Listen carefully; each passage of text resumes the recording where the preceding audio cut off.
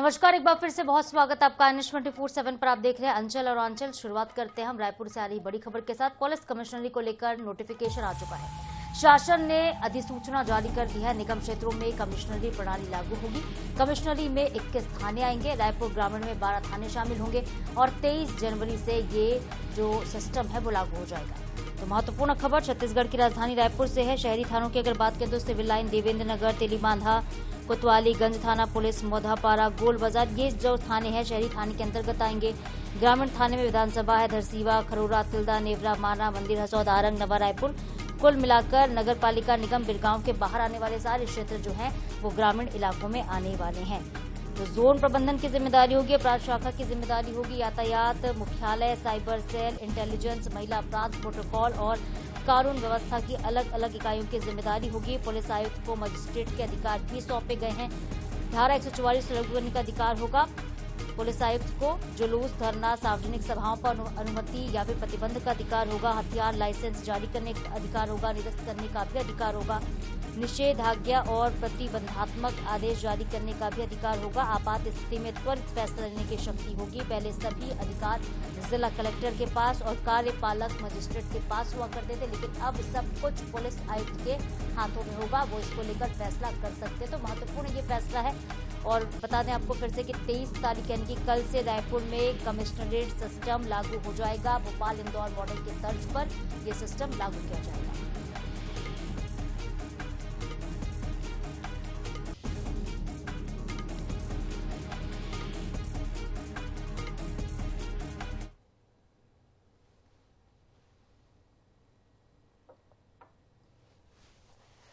जी बिल्कुल, 23 तारीख को बसंत पंचमी है। उस दिन से हम लोग पुलिस कमिश्नरी की शुरुआत करने जा रहे हैं। जी बिल्कुल, 23 तारीख को बसंत पंचमी है। उस दिन से हम लोग पुलिस कमिश्नरी की शुरुआत करने जा रहे हैं।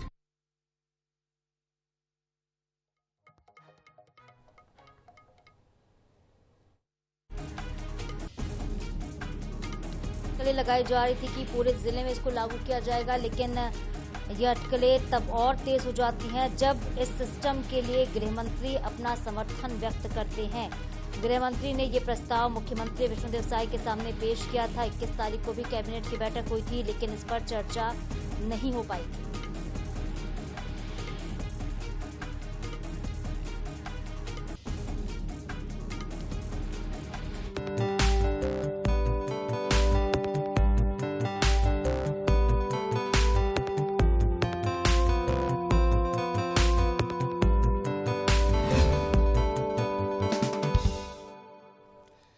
इधर मध्य प्रदेश ने हरित ऊर्जा को विकास की मुख्य धारा में शामिल करते हुए वैश्विक मंच पर अपनी मौजूदगी दर्ज करा दी है।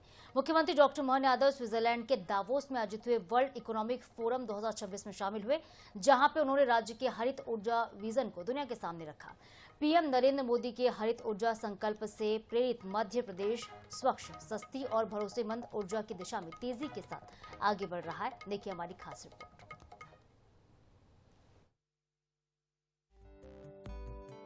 दावोस में वर्ल्ड इकोनॉमिक फोरम 2026 में derisking the green leap subnational blueprint for utility scale energy transition विषय पर आयोजित उच्च स्तरीय राउंड टेबल मीटिंग में मुख्यमंत्री डॉक्टर मोहन यादव ने कहा कि नवीकरणीय ऊर्जा मध्य प्रदेश के समावेशी और टिकाऊ विकास की आधारशिला है। प्रधानमंत्री नरेंद्र मोदी के मार्गदर्शन को प्रेरणा बताते हुए मुख्यमंत्री डॉक्टर यादव ने कहा कि राज्य स्वच्छ, सस्ती और भरोसेमंद ऊर्जा की दिशा में तेजी से आगे बढ़ रहा है। खास करके मैं मान के चलता हूं कि नवकरणीय ऊर्जा की दृष्टि से ऊर्जा सुरक्षा, जलवायु उत्तरदायित्व, वैश्विक स्थिरता, ऐसे कई कारण से हम सब मिलकर के, यद्यपि ये बात अब नए दौर के समय में एआई के जमाने में और कई कारणों से बिजली की खपत तो बहुत बढ़ रही है, लेकिन फिर भी जितनी रिन्यूएबल एनर्जी की महत्ता है, सच में माननीय मंत्री जी के और माननीय प्रधानमंत्री जी के आशीर्वाद से मध्य प्रदेश का भौगोलिक एरिया बहुत बड़ा है, लेकिन कई कारण से उसकी अनुकूलता भी है, जिसका लाभ हम उठा रहे हैं। राउंड टेबल मीटिंग के समापन सत्र में केंद्रीय नवीन एवं नवीकरणीय ऊर्जा मंत्री तथा उपभोक्ता मामले, खाद्य एवं सार्वजनिक वितरण मंत्री श्री प्रहलाद जोशी ने भारत और प्रधानमंत्री नरेंद्र मोदी के हरित ऊर्जा विजन को साझा किया। इसके साथ ही मुख्यमंत्री डॉक्टर मोहन यादव ने मेघालय, मणिपुर और त्रिपुरा के स्थापना दिवस की राज्यवासियों को बधाई और शुभकामनाएं दी। मुख्यमंत्री डॉक्टर मोहन यादव ने कहा कि मेघालय भारत का गौरव है। यह राज्य पर्वतमालाओं और नैसर्गिक सौंदर्य और समृद्ध जनजातीय संस्कृति से परिपूर्ण है। वहीं त्रिपुरा मां त्रिपुर सुंदरी जी की कृपा से अभिसिंचित और अद्वितीय नैसर्गिक सौंदर्य के लिए सुविख्यात है। भारत के गहने के रूप में प्रसिद्ध मणिपुर भी अपनी अद्वितीय कला एवं समृद्ध संस्कृति के लिए विशिष्ट पहचान रखता है। Bureau report, INH news, Bhopal. Raipur में ऑटोमोबाइल डीलर्स एसोसिएशन के द्वारा आयोजित हुए ऑटो एक्सपो 2026 का कल मुख्यमंत्री विष्णुदेव साय ने विधिवत उद्घाटन किया। 5 फरवरी तक चलने वाले इस ऑटो एक्सपो में आम जनता को बड़ी राहत मिल रही है। क्या राहत है वो? ऑटो एक्सपो में वाहन की खरीदी पर रोड टैक्स में 50% की लाइफ टाइम छूट आपको मिलेगी। वाहन पंजीयन भी गृह जिले के RTO कोर्ट से ही होगा। ऑटो एक्सपो में 266 डीलर्स जो हैं हिस्सा ले रहे हैं। 300 से ज्यादा कंपनियों के स्टॉल लगे हैं। आधुनिक तकनीक और नवाचार से सुसज्जित वाहनों का प्रदर्शन यहां पर किया गया है और इस साल 50,000 से ज्यादा वाहनों के विक्रय का लक्ष्य रखा गया, जो कि प्रदेश की अर्थव्यवस्था और ऑटोमोबाइल सेक्टर को एक नई गति देगा। तो ऑटो एक्सपो 2026 का शुभारंभ हुआ, विधिवत इसका शुभारंभ किया गया और खुद बाइक पर देखिए किस तरह से सवार नजर आए हैं मुख्यमंत्री। 5 फरवरी तक ये आयोजन होगा। रोड टैक्स में 50% की लाइफ टाइम छूट मिलेगी। राडा द्वारा आयोजित 9वें ऑटो एक्सपो का शुभारंभ हम लोगों ने किया है और इस अवसर पर हमारे रायपुर जिला के प्रभारी मंत्री और परिवहन मंत्री श्री केदार कश्यप जी, हमारे राडा के चेयरमैन रविंद्र भसीन जी, उनके पदाधिकारी अमर परवानी जी, कमल साडा जी और हमारे परिवहन विभाग के अधिकारियों सबकी उपस्थिति में एक्सपो का शुभारंभ हुआ है और ये 15 दिनों तक चलने वाला है और रोड टैक्स में आजीवन 50% का रियायत सरकार की तरफ से है और पिछले साल भी एक्सपो हुआ था जिसमें 29,000 से ज्यादा व्हीकल बिके थे और 800 करोड़ रुपया का GST मिला था। 129 करोड़ से ज्यादा रोड टैक्स मिले थे और उतने ही लोगों को भी फायदा हुआ था और मुझे उम्मीद है कि इस साल और विस्तार हुआ है एक्सपो का, उससे भी ज्यादा व्हीकल बिकेंगे और शासन को भी लाभ होगा। सर, कमिश्नर प्रणाली की आज शुरुआत।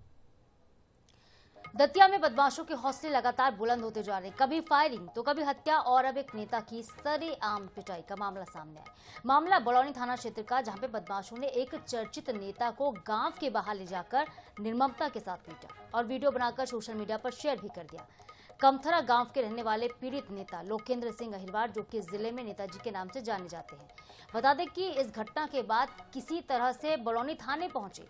नेताजी के पूरे शरीर पर लाठियों के निशान थे, शरीर लाल पड़ चुका था। पीड़ित ने पुलिस को बताया कि राजा जाटव नाम के बदमाश ने उनको पार्टी के बहाने गांव से बाहर ले जाकर कपड़े उतरवाकर बड़ी बेरहमी से उसकी पिटाई की।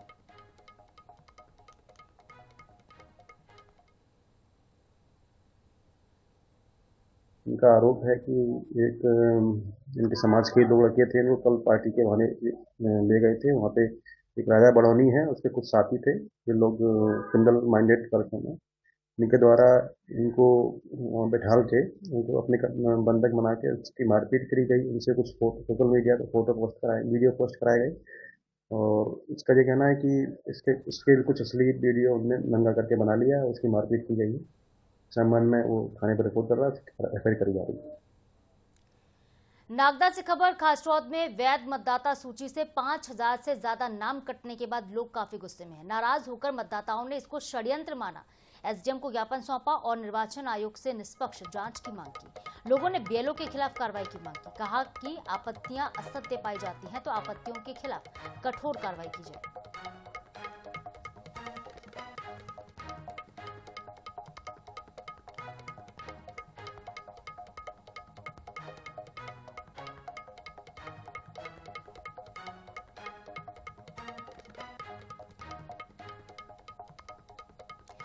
कल होने वाले भारत न्यूजीलैंड टी20 मुकाबले को लेकर राजधानी रायपुर पूरी तरह से तैयार है। शहीद वीरनारायण सिंह स्टेडियम में होने वाले इस हाई वोल्टेज मुकाबले से पहले तैयारियों को अंतिम रूप दे दिया गया। दोनों टीमें आज दोपहर रायपुर पहुंचेंगी। उनके ठहरने की व्यवस्था शहर के मुख्य होटल में की गई है। देखिए इस पर एक report.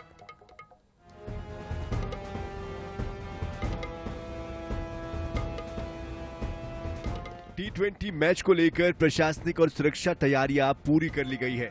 Team India hotel courtyard Marriott में ठहरेगी, जबकि न्यूजीलैंड की टीम होटल हयात में रुकेगी।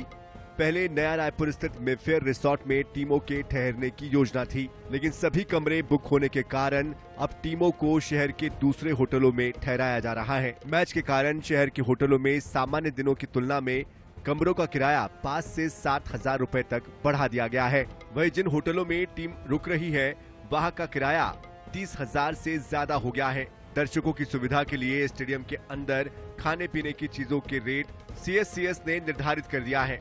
स्टेडियम में खाने पीने की दरें: समोसा 50 रुपए, सैंडविच 1 पीस 60 रुपए, बर्गर 80 रुपए, पिज्जा हट पिज्जा 250 रुपए, पॉपकॉर्न कोन 60 रुपए, पॉपकॉर्न टब 100 रुपए, स्टीम टीम मोमो 150 रुपए, चिकन मोमो 200 रुपए, फ्राई मोमो वेज 200 रुपए, चिकन फ्राई मोमो 250 रुपए, वेफर्स और आइसक्रीम MRP रेट पर, 250 ml पानी की बोतल 10 रुपए। मैच के दौरान मैदान में दर्शक नहीं जा पाए, इसे देखते हुए BCCI ने खुद सुरक्षा व्यवस्था की कमान संभाली है। स्टेडियम के भीतर पहली बार हाईटेक सिक्योरिटी सिस्टम लागू किया जा रहा है। करीब 40 वॉलंटियर्स को बॉडी कैमरे के साथ तैनात किया जाएगा। इन बॉडी कैमरों की लाइव रिकॉर्डिंग सीधे पुलिस और सुरक्षा एजेंसियों तक पहुंचेगी, जिससे कि हर गतिविधि पर पैनी नजर रखी जा सकेगी। सुरक्षा व्यवस्था के तहत हर स्टैंड के लिए अलग अलग एंट्री गेट बनाए गए हैं। दर्शक अब एक स्टैंड से दूसरे स्टैंड में भी नहीं जा सकेंगे। देखिए, आगामी 23 जनवरी को भारत और न्यूजीलैंड के बीच अंतर्राष्ट्रीय टी20 मैच का आयोजन होने जा रहा है। उसको लेकर के सुरक्षा की हमारी जो तैयारियां हैं वो की जा रही हैं। इसमें बाहर से भी अधिकारी और जवान तैनात किए जाते हैं, उनकी भी प्रक्रिया जारी है और सुरक्षा के सभी आवश्यक प्रबंध पुलिस के द्वारा किए जाएंगे। अगर आप भी मैच देखने के लिए जा रहे हैं तो ध्यान रहे, फर्स्ट इनिंग के बाद मैच में एंट्री नहीं दी जाएगी। स्टेडियम के सभी गेट्स बंद कर दिए जाएंगे। 7 बजे से मैच शुरू होगा और स्टेडियम में एंट्री 4 बजे से शुरू हो जाएगी। स्टेडियम के अंदर जाने वाले प्रत्येक व्यक्ति की टिकट की जांच की जाएगी। मेटल डिटेक्टर के कारण आप सिक्का या किसी भी प्रकार की कोई लोहे की वस्तु अंदर नहीं ले जा सकते हैं। 23 जनवरी को राजधानी रायपुर में होने वाले भारत वर्सेस न्यूजीलैंड टी20 मैच को लेकर के तैयारियां पूरी कर ली गई हैं। 22 जनवरी को दोनों ही टीमें राजधानी रायपुर आ जाएंगी और 2 अलग अलग होटलों में न्यूजीलैंड और भारत की टीम रुकेगी। सुरक्षा व्यवस्था के इस बार खास इंतजाम किए गए हैं। रायपुर पुलिस के 1500 से ज्यादा पुलिसकर्मी ड्यूटी पर तैनात होंगे। साथ ही साथ प्रदेश के अलग अलग जिलों से भी वरिष्ठ अधिकारियों को और पुलिस बल को बुलाया जाएगा। मैच परिसर के अंदर यानी कि स्टेडियम में कड़ी सुरक्षा के इंतजाम रहेंगे। प्राइवेट बाउंसर्स के साथ पुलिसकर्मी और छत्तीसगढ़ स्टेट क्रिकेट संघ के साथ BCCI के अधिकारी भी पैनी नजर रखेंगे। सुरक्षा के साथ साथ इस बार मैच जो है काफी रोमांचक होने की भी उम्मीद है, क्योंकि इस बार जो पिच तैयार की गई है, बताया जा रहा है राजधानी रायपुर में काफी स्कोरिंग पिच होगी, यानी कि इस बार चौके छक्कों की बारिश राजधानी रायपुर में देखने को मिलेगी। कैमरा पर्सन मलकीत सिंह के साथ मोहम्मद सैन, 24/7 रायपुर। रायगढ़ जिले में एक और तो शिक्षा विभाग शिक्षा की गुणवत्ता का दावा करता है, तो वहीं दूसरी तरफ जिले में स्कूलों में पर्याप्त इंफ्रास्ट्रक्चर तक मुहैया नहीं करवाए पा रहे। जानकर आपको हैरानी होगी कि जिले में 885 स्कूलों के भवन अब भी जर्जर हैं। 4 स्कूलों के पास तो खुद का भवन भी नहीं है। 48 स्कूलों में बिजली तक की व्यवस्था नहीं है। शिक्षा विभाग के आंतरिक सर्वे में ये आंकड़े सामने आए हैं।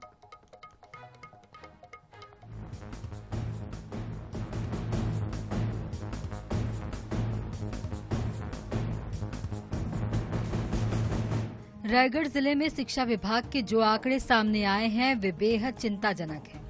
शिक्षा विभाग की रिपोर्ट के मुताबिक जिले के 2272 स्कूलों में से 5 के पास खुद का भवन नहीं है। इन्हें 2 पालियों में मिडिल या हाई स्कूल में संचालित किया जा रहा है। जिले के 48 स्कूलों में अब तक बिजली तक नहीं पहुंच पाई है, जबकि 37 में बॉयज और 10 में गर्ल्स टॉयलेट ही नहीं है।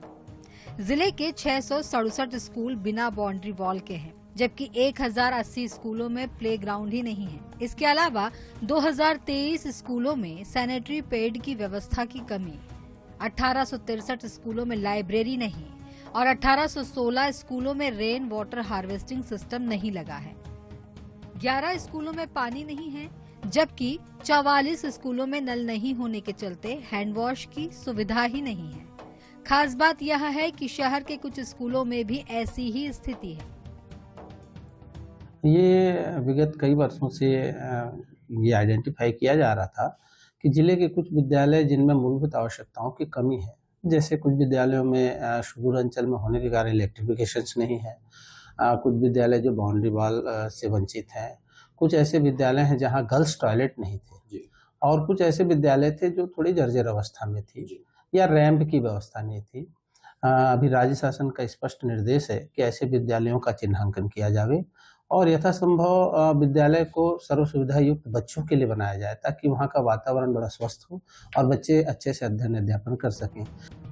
शासन को स्कूलों की स्थिति से अवगत कराया गया है और फंड मिलते ही स्कूलों में इंफ्रास्ट्रक्चर की व्यवस्था करने की बात कही जा रही है। देखना होगा कि इन स्कूलों की स्थिति कब बदलती है और कब बच्चों को बेहतर इंफ्रास्ट्रक्चर का लाभ मिल पाता है। अमित गुप्ता, INS 24/7, रायगढ़। इधर रायपुर के Shri Venkatesh super speciality hospital में हार्ट फेल्योर और हार्ट ट्रांसप्लांट विभाग का शुभारंभ हुआ। MGM हेल्थ केयर चेन्नई ने इसके लिए सहयोग किया है। छत्तीसगढ़ के स्वास्थ्य के क्षेत्र में ऐतिहासिक उपलब्धि रही। गंभीर हार्ट फेल्योर से पीड़ित मरीजों को इलाज के लिए मेट्रो शहरों की तरफ जाने की आवश्यकता नहीं पड़ेगी। समय, खर्च और तनाव के साथ ही पैसे की बचत होगी। हार्ट ट्रांसप्लांट की सेवाएं भी उपलब्ध होंगी और ये मील का पत्थर साबित होंगी। बता दें आपको कि पिछले 2 साल से लगभग 1500 से ज्यादा सफल ऑपरेशन यहाँ पे हो चुके हैं। 90% सर्जरी MICS तकनीक से की गई है। शुभारंभ के मौके पर MGM हेल्थ केयर चेन्नई के डॉक्टर, SVH के डायरेक्टर, संस्था के CEO विनीत सैनी के साथ ही बड़ी संख्या में डॉक्टर मौजूद रहे। आज हम दूसरे वर्ष में प्रवेश कर रहे हैं अपने, और इस जर्नी में हमें बहुत प्रदेश की जनता ने बहुत सराहा है, बहुत हमें आशीर्वाद दिया है और हमने जैसा कि पहले ही ये प्रण लिया था कि हम प्रदेश की जनता को सबसे बेहतर, सबसे बढ़िया हार्ट की के ट्रीटमेंट का सुविधा देंगे। उसी श्रेणी में हमने आज MGM हॉस्पिटल, जो चेन्नई के सबसे देश में जाने माने हॉस्पिटल हैं हार्ट ट्रांसप्लांट के क्षेत्र में, उनके साथ में हमारा कोलैबोरेशन हुआ है। इस हॉस्पिटल में और आमतौर पे ये छत्तीसगढ़ में और रायपुर में सुविधाएं बहुत अच्छी हैं और हर किस्म के इलाज अभी अवेलेबल हैं हार्ट के, मगर ट्रांसप्लांट एक्टिविटी बहुत कम है। ट्रांसप्लांट का मतलब है कई मरीज़ ऐसे हैं जिनका हार्ट और अंग जो भी है इतना डैमेज हो चुका है कि उसको नया सिर्फ स्पेयर पार्ट जैसे नया ऑर्गन देना ही बाकी रहता है। तो ऑर्गन ट्रांसप्लांट हार्ट का यहाँ पर आज तक हुआ नहीं और हमारा एक्सपीरियंस 30 साल से है। और चलिए बात करते हैं सोने के बढ़ते दाम की। गोल्ड प्राइस की रफ्तार थमने का नाम नहीं लेगी। इसी के साथ ही गोल्ड के भाव ने इतिहास रच दिया है। सोना 1.5 लाख के पार जा पहुंचा है। जी हां, ऐसा पहली बार हुआ है जब 10 ग्राम सोने की कीमत 1.5 लाख रुपए से ऊपर हो चुकी है। मंगलवार को गिरावट के साथ जब सोना एकदम खुला तो सभी को रिकॉर्ड तोड़ झटका दिया। India Boolean and jeweller association के मुताबिक सोना आज 7,795 रुपए बढ़कर 1,55,204 रुपए प्रति 10 ग्राम पर खुला है। यानी 1 तोले सोने की कीमत इतनी हो गई है। 1,47,409 रुपए पहले ये था कल, और सोना इस साल अब तक 21,744 रुपए महंगा हो चुका है। पिछले साल यानी कि 2025 में सोने की कीमत 57,033 रुपए यानी कि 75% ही बढ़ी थी। 31 दिसंबर 2024 को 10 ग्राम सोना 24 कैरेट की अगर बात करें तो 76,162 रुपए था, जो कि 31 दिसंबर 2025 को बढ़कर 1,33,195 रुपए तक जा पहुंचा है।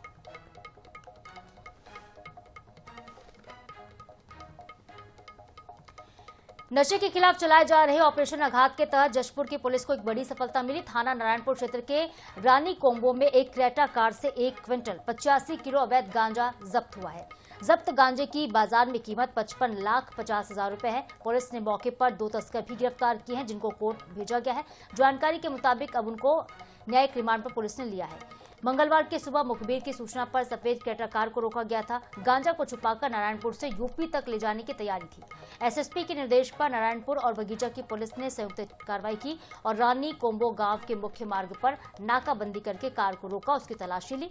कार के सीट के नीचे और डिक्की में कारपेट में गांजा छिपा के रखा गया था। 180 पैकेट गांजे के मिले हैं। गिरफ्तार दोनों ही आरोपी यूपी के रहने वाले हैं।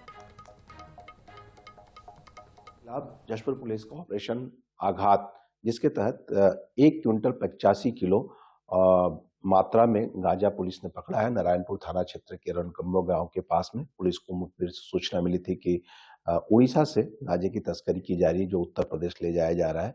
यूपी पासिंग क्रेटा गाड़ी में 2 लड़कों को पकड़ा गया, जिसमें एक शान मोहम्मद और सुहेल अहमद, जो कि उत्तर प्रदेश के लखनऊ और सीतापुर के रहने वाले हैं। और इनसे पूछताछ किया गया। इनके पास से लगभग 55 लाख रुपए का गांजा बरामद हुआ है। नारकोटिक्स एक्ट के तहत मामला पंजीबद्ध करके इन्हें न्यायिक रिमांड पर जेल भेजा जा रहा है। से बड़ी खबर आ रही है। छत्तीसगढ़ कांग्रेस में पहली बार मंडल अध्यक्ष का गठन किया गया है। मंडल कांग्रेस कमेटी अध्यक्षों की नियुक्ति कर दी गई है। प्रदेश के सभी संगठनात्मक जिले में नियुक्तियां की गई हैं। सभी 41 संगठनात्मक जिले में नियुक्तियां की गई हैं। पीसीसी ने मंडल अध्यक्षों की लिस्ट जारी कर दी है। तो अहम खबर जो कि कांग्रेस पार्टी से जुड़ी हुई है, पीसीसी की तरफ से मंडल अध्यक्षों की सूची आ गई है। छत्तीसगढ़ कांग्रेस में पहली बार मंडल अध्यक्षों का चयन किया गया है। तो मंडल कांग्रेस कमेटी का गठन कर दिया गया है। ये लिस्ट हम आपको दिखा रहे हैं, ये सूची है, ये वो नाम है जिनको महत्वपूर्ण जिम्मेदारी कांग्रेस पार्टी की तरफ से सौंपी गई है। सभी जिले में ये नियुक्तियां की गई है। 41 संगठनात्मक जिले में कांग्रेस की तरफ से नियुक्तियां की गई हैं। पीसीसी ने पहली बार छत्तीसगढ़ के लिए मंडल अध्यक्ष का गठन किया है और मंडल अध्यक्षों की एक लिस्ट जारी की है। महत्वपूर्ण जिम्मेदारी एक नए सिरे से कांग्रेस पार्टी को खड़ा करने की कवायद है और मंडल अध्यक्षों के ऊपर बड़ा जिम्मा होगा, उनके कंधे पर जिम्मेदारी होगी 2028 के भी चुनाव की। इसके साथ ही अंचल में आज के लिए फिलहाल इतना ही। आगे देखिए ज्योतिष समाधान। नमस्कार।